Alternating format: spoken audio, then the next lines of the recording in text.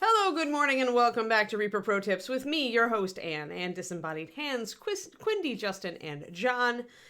And yeah, my internet is okay right now, so we'll see how it goes. I reset the router, so anything beyond that is all on Comcast. How's everybody? I see Critical Role stuff. Yes. Yeah, we're about to find out, Agent Marvel. Like, there's nothing I can do if Comcast is tanking other than have David call and make a complaint. So, yeah. We'll take okay. Yeah, so far it's okay. Let's hope.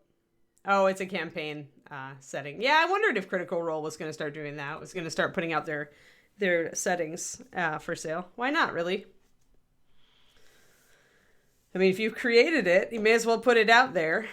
Make a buck off it. Use it to fund your show. Especially with the popularity of their show. So, all right. We are back with the Bronze Golem, and I'm going to try to get everything based and throw the washes at it and get this guy, like, really, really close to done. Because if he doesn't get done in the next couple times, I'm done with him. Like, boom, throw it on the wall. There's just so much. He is so big. So we're going to... We did a lot of verdigris last time, as you recall. We pretty much finished the verdigris on all the parts that were not yet verdigrised. So, yes, we are going to mix up our base bronze color, which, of course, is 3 drops of ancient bronze, 2 drops of new gold, and 1 drop of pearl white. And we're going to get to the legs today, the legs of the feet.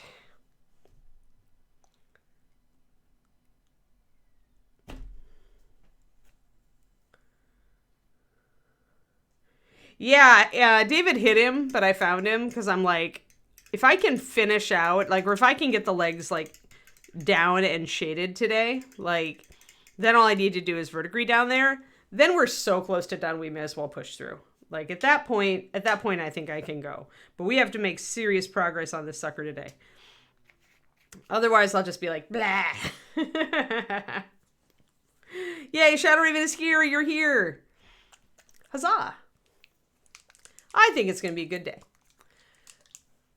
I am perilously close to finishing the revisions on my second novel. I'm super thrilled. It's going well. And now having said that, it will proceed to tank. Yeah, she found where David hit him. Yeah, uh-huh. Well, there's a hiding place that David tends to use. So when he hit him, he didn't try too hard. He was just like, if you really hate this model, you can leave it hidden. But we'll try. We're gonna try to just go and get this guy close to done. Close to done. To the point where it will only take one more stream to essentially finish him. Maybe not his basing, but the basing is so... Well, okay, the basing could be tremendously hard. If we took this and made it a mosaic... a Greek mosaic, then this would be annoying. Although not difficult. Like, you just have to find a mosaic from Greece and, like, map it onto all these little tiles and color them accordingly. So not that hard, just, like, takes a long time. Alrighty, so we've got our 6 drops of metallic paint, and we want to put just 1 drop of water into them. We don't want a lot of water because metallic flake is heavy and it will sink if you add too much water to it. It does not swim. Metallic flake can't swim.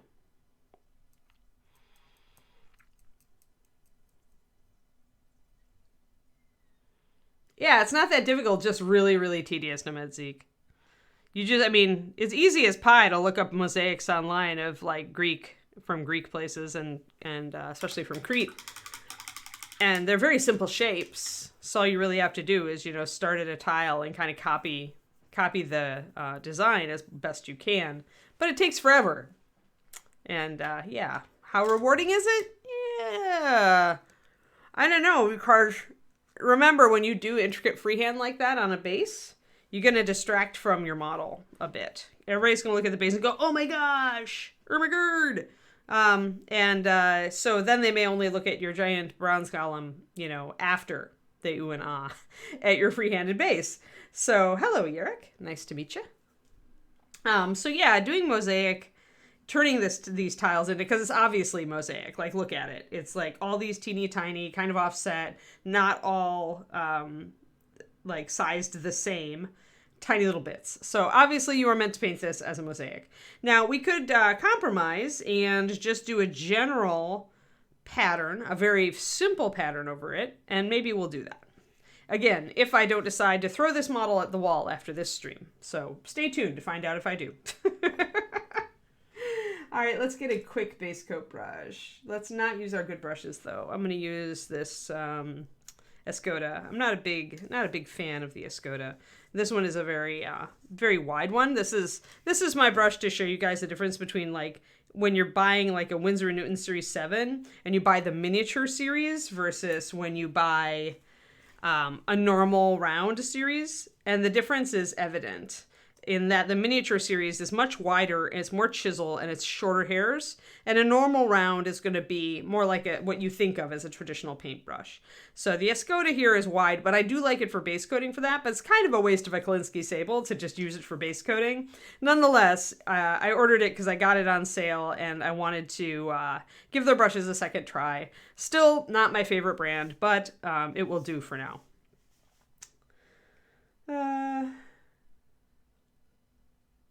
Right. Tedious would always be tedious. Exactly. Yes. And it might look nice at the end. Oh, I forgot. What did I forget, guys? I forgot to put a color down under my metallic, which is Doom, right? Look at it here. Let's show you the Doom. You've all seen this Doom before. So let us do a comparison.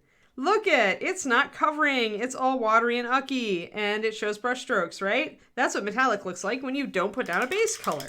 So let's grab our base color. We forgot. We were briefly distracted by the tedium of potential mosaics. And I need Ancient Oak. Where are you, Ancient Oak? There you are. Yay! Yes, never, ever, ever put metallic over white primer or light gray bones or medium gray bones or whatever. Don't do it.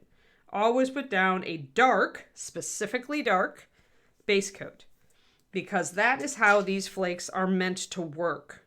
I say this over and over, but when we were working with flake suppliers at Reaper, they would send us their brochures, and their brochures would always show the flake contrasted, put over white and put over black, to show you that over black, the flake was much brighter, much shinier, and covered better.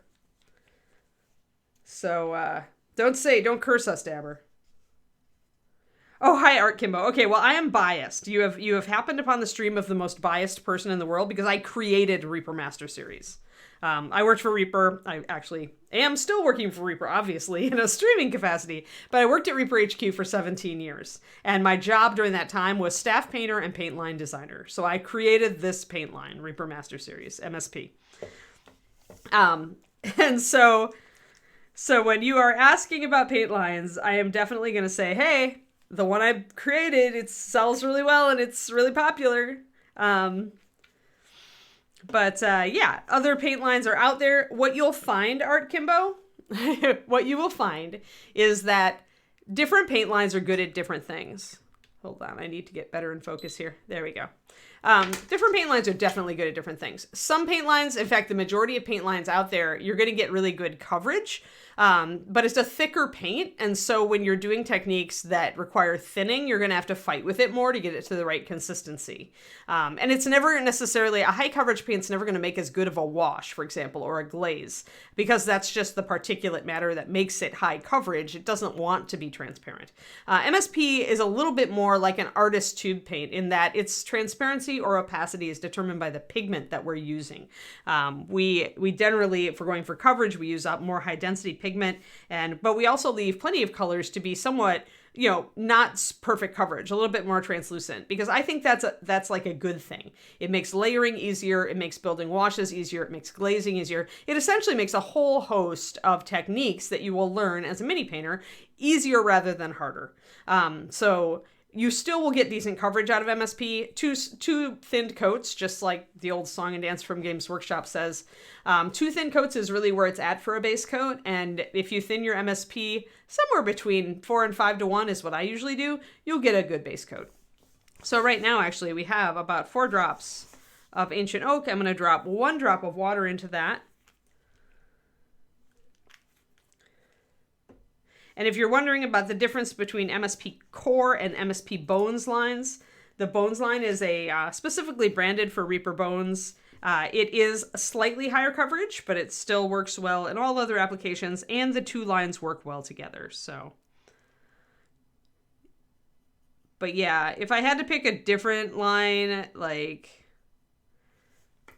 people know that I use a lot of when I'm painting on my own. Of this stuff, the Scale Color Artist from Scale 75. But that is not necessarily beginner friendly because it's a tube paint. It is the ultimate of you have to know how much you're supposed to thin your paints. All right, so let's look at that ugly knot coverage thing again. Now let's paint his toes. And then we'll put the paint over this green once it dries, and we will show the direct contrast of how a metallic looks when you paint it over a color.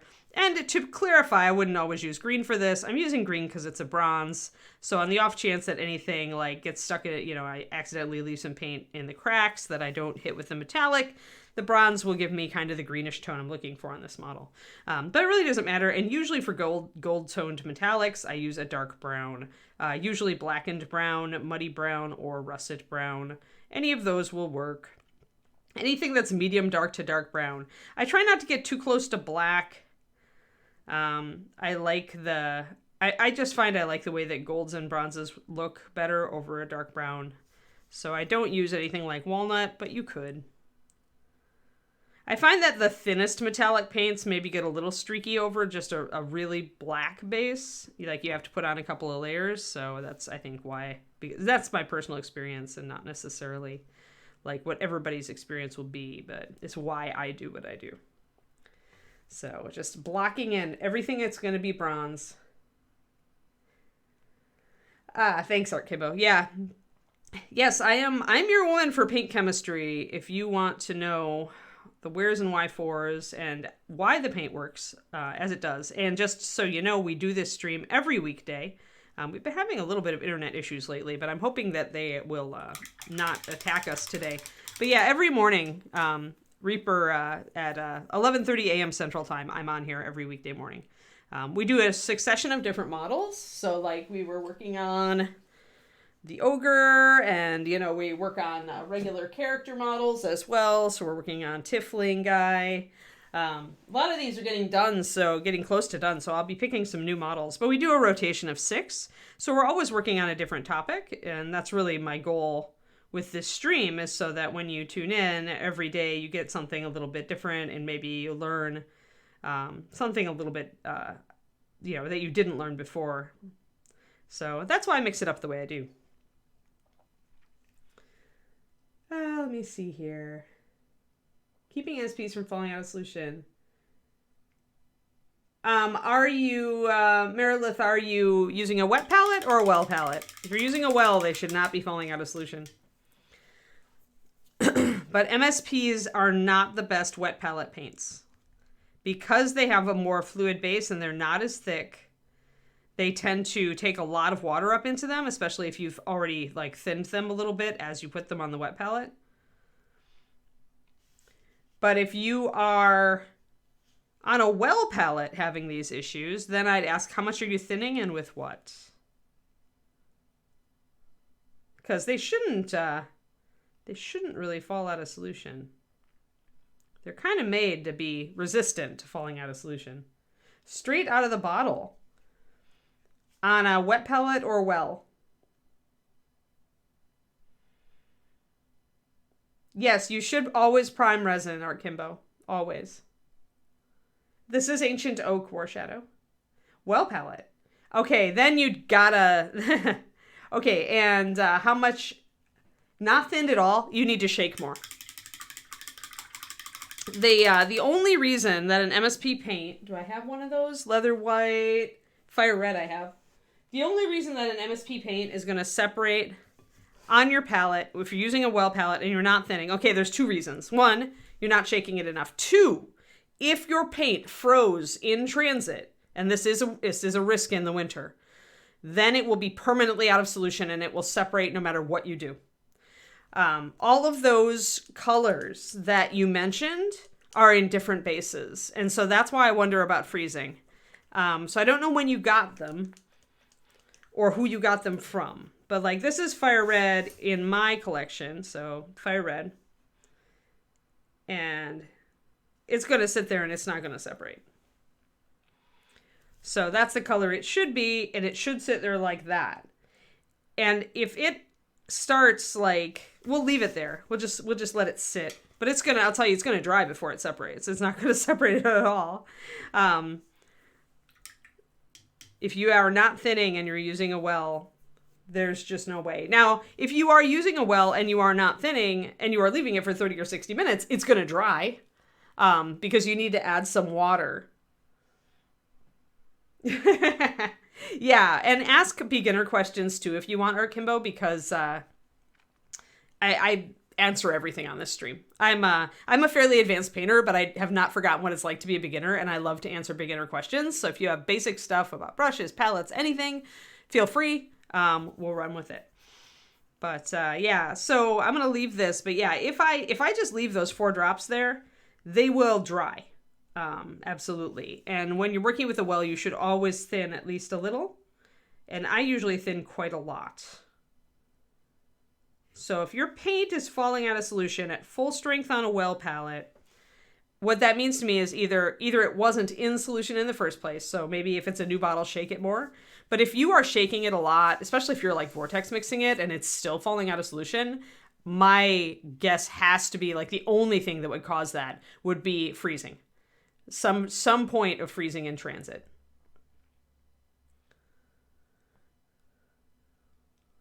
Yeah. Yeah, shake them. They have agitators in them. They've got like volcanic glass beads in them, Merilith. But you could also like snip off pieces of sprue and put them in there if you want some extra agitation. If you shake it well and it looks this good, this solid when it comes out of the bottle, because it should look a solid color. Like you should not see any little bit of watery bits. You should not see anything other than this smooth, glorious color. If you see something else, then shake it more. If you squeeze it out like this and then it starts to separate, like it looks like this for a while, but then it starts to like go before it's even drying, then I think you've got a frozen paint problem. And it's probably a bum bottle. And what you should do is contact Reaper customer service and tell them you got a bad bottle and ask them if they can replace it.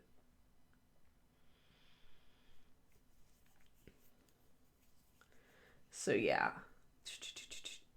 Yeah, we have great customer service. Take advantage of it, in short. But yeah, those are your solutions. So yeah. But yeah, to go to more say that, like I'm already seeing a little bit of tucking in at the edges. It'll start to dry at the very edge soon. So when you're working with a well, at the minimum, I'm going to do a big drop of water into the paint. And essentially what you're doing is you're giving the paint more fluidity, and it means that there's more fluid that needs to evaporate before it dries, right? Because you just added just water. I think technically this is water with a tiny bit of flow improver added to it. But so when you're adding fluid, it'll then make that paint take that much longer to dry because you've added fluid to it. Now, the deeper of a puddle you make on a well palette, the longer the paint is going to take to dry because you've got a big well of fluid underneath and very little surface area exposed to the air relative to the depth of the puddle. These are fairly deep wells. All things considered, they're not shallow. So that means you've got a lot of fluid underneath and just the top of the well that's evaporating. So the more paint you put in your well, the longer it will stay good. You will still notice, it's too recent to see it on any of these colors, but your paint will start to dry on the sides of the palette. You can see that here, and you can see that it's still perfectly wet from the shine in there. There we go.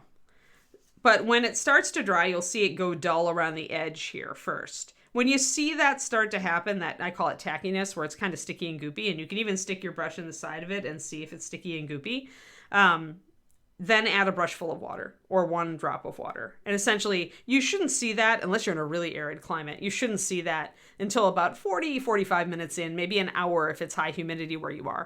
But that's when to add a drop of paint. It'll keep your paint at the consistency you want.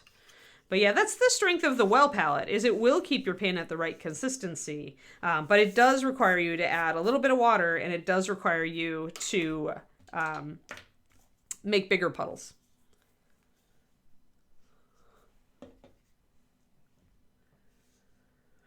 Okay. Yeah, and Quindy just linked email help@reapermini.com.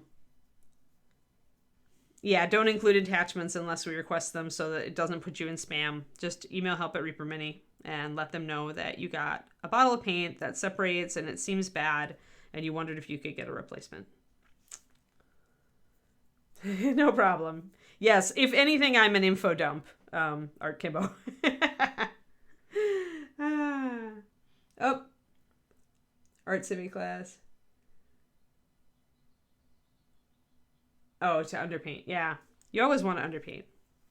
Underpaint with metallics. All right, so we've got that foot, and actually it's still a little bit wet, so I'm going to go and base coat the whole other leg real quick, and then we'll start putting metallics over. I did leave that one spot gray so you could see the difference after I put the bronze over the top of the underpainted area.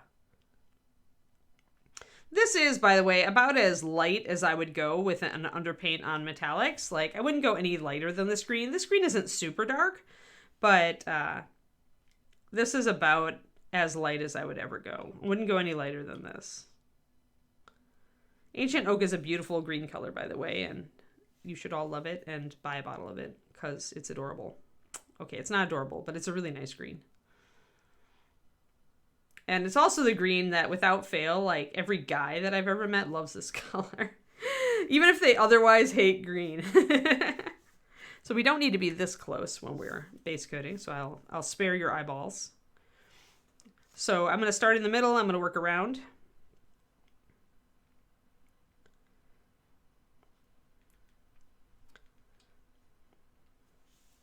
And if I stop, I'm going to stop somewhere on, like, the inside of the leg. So that if I do, essentially the paint will dry here and then I'm going to paint over it. And sometimes that will create a little bit of an overlap or chunkiness when you do that way. So leaving that space on the inside of the leg where nobody's going to see it is better practice than leaving it somewhere where everybody's going to see it. So then I'm going to paint around, always working against this wet edge, so that I don't get globs and I don't get any weird lines. I did a video on this. It's free on YouTube, on my personal YouTube. It's in the Fundamentals of Mini Painting series. I have 2 videos in that right now, and another one is going to be coming up at the end of this month, beginning of next. And that's just a free series of little videos on fundamentals that I'm doing to augment the stuff on my Patreon, which is at patreon.com/paintingbig, which is my great effort to educate the painting community. That's my Patreon. That has a lot of material on it. But I wanted to put out something free as well. So you can go to my YouTube, watch my fundamentals videos. If you like them, consider my Patreon. And yeah, all that. Thank you for the links, Quindy. My Patreon is what enables me to do all this. If it didn't keep me afloat, I'd have to get a real job again, and then I wouldn't be able to stream for Reaper. So, thank you, everybody who is a patron, who keeps me afloat. I appreciate it. The world appreciates it. That the painting world might not realize it appreciates it, but it does. All right. Cool, cool, cool. We've got that all base coated now. I'm pretty dry on this. I think I'll just go ahead.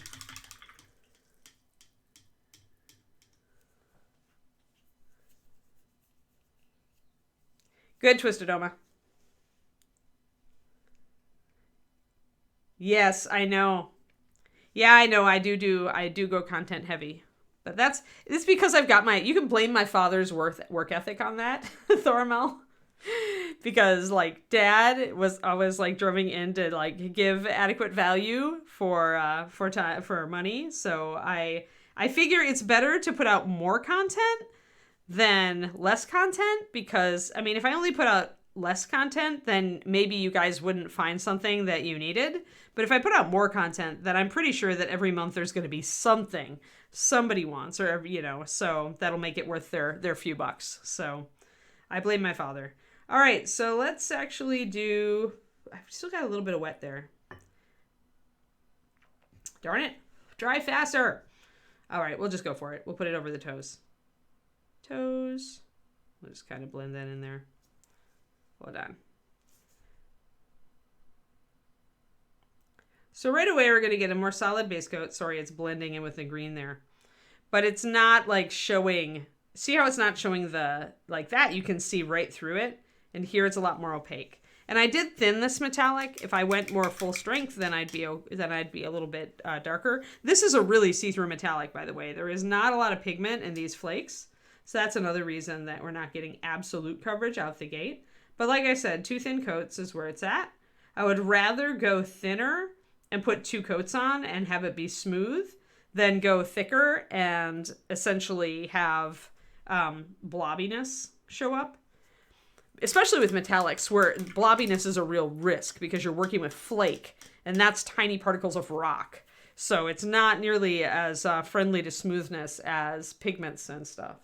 Hello, Valandar.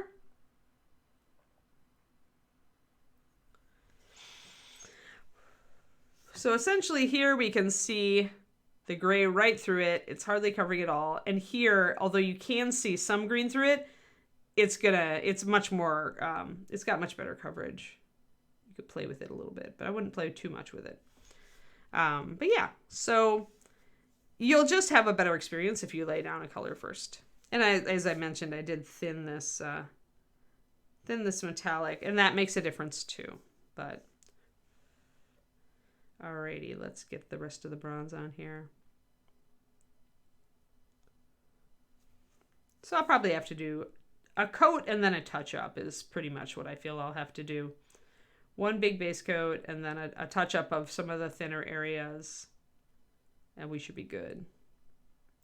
Now, another reason I put water in this, and the reason I might want to put a little more water, see these brush strokes?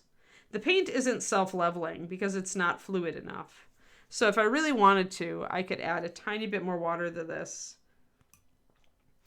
And that will help it all like flow together and not leave the brush strokes as much. Like there, I just did it there. So again, any water you put in is going to impact your coverage, so you may need to do another coat if you do a thinner paint, but it will help you avoid brush strokes. So, and the main goal, of your base coat should be, a nice smooth base coat that doesn't show a lot of globs and brush strokes, so that it gives you a good surface to work out from when you start shading and highlighting. I'm getting some green in my metallic because I was impatient and did not wait for things to dry. This happens. All right, so see how bright. Now this is the same metallic, by the way, that we used for all the rest of these metallics. And this is the starting. And the reason, for those of you who are new, because I know we have a couple new people today, the reason I'm going so bright and so light with my base coat of metallic is that gives me a lot of room to layer different colored washes over the top of it to bring it down to this more antiqued bronze look. Opacity of the metallic paint be more consistent.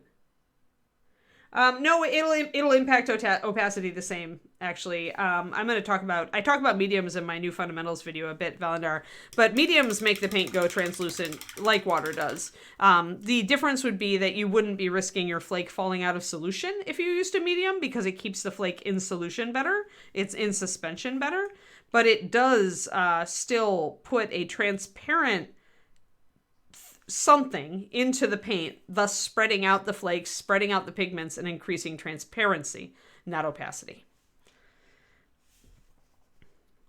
There's really nothing for it but to just put a couple of coats on your model. Like, And really, it's like the most work you do with metallics. So after that, a lot of the steps are very simple.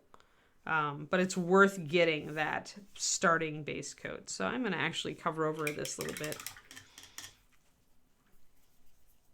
with this green. Boop-a-doop. Getting a little bit of my metallic in my green and my green into my metallic. Oh my gosh. Which will create kind of this green bronze, which is really pretty actually.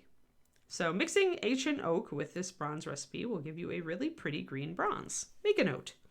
However, since you're mixing, anytime you mix a standard paint into a metallic, you will notice that it will be less shiny. We used to call that demi-metallics. There are a couple other words, terms for it as well.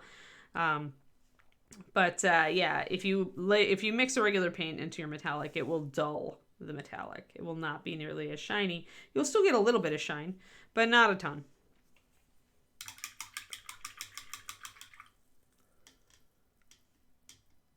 Patchy faster. Yes, that's because you're dealing with flake. You're dealing with rocks instead of pigments.